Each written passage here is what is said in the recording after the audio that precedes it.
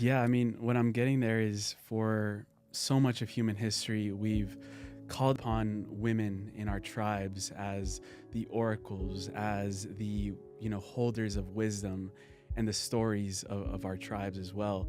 And I feel like so much of that is coming back into, our reality in the sense of a lot of psychics. Of course, there are male psychics, but I feel like there is something emerging. And if I look at the higher than the 3D reason why we're having this conversation, a lot of it is, when I tune into it, around re-understanding and redefining that role of the feminine in our society.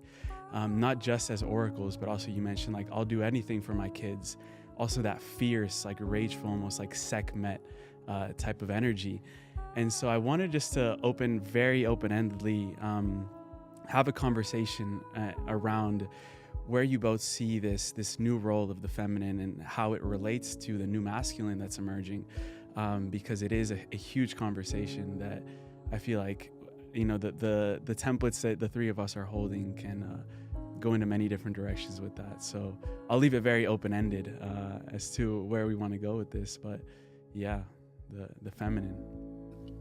Yeah, I mean, personally, I've had my own sort of battle with like the divine feminine and masculine. I look very feminine on the outside, but I'm so divine masculine on the inside, so logical, so analytical, so A-type, so problem solving. Also a bit of a tomboy, riding motorcycles, whatever.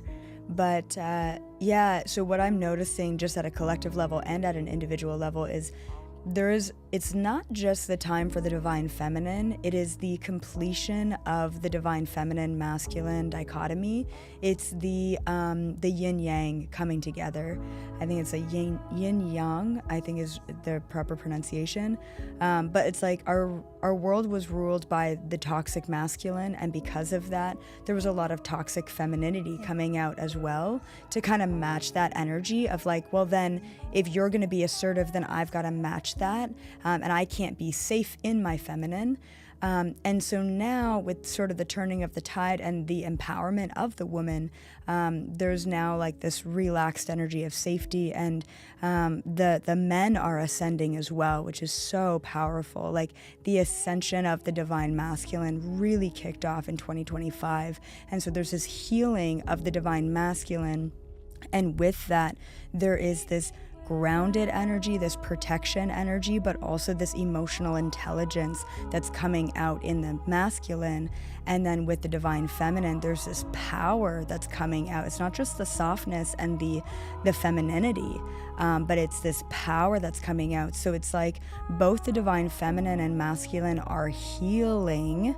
And with that, there's that divine union of the masculine and feminine within each of us individually, and then it's going to be shown in the collective. It's going to take some time for that to show in the collective. It happens at an individual level first, but I always tell people, like, you're not looking for your better half, because you shouldn't be looking for a half a person to begin with. You should heal yourself and complete yourself, and then find another complete person. And that's not just masculine or feminine, it's both simultaneously. And just recently we saw that quantum mechanics was able to literally take a picture of entangled particles. I don't know if you saw this, but I'm not even kidding, the photo of entangled particles is the yin yang. That's what it is. It is like all these little dots. It is a perfect yin yang symbol with the little dots on either end. That is a photo of entangled particles. That is the framework of this matrix. And that's how I feel with the masculine feminine. It's not the feminine's taking over. It's we are now healed, and we can now find unity within both.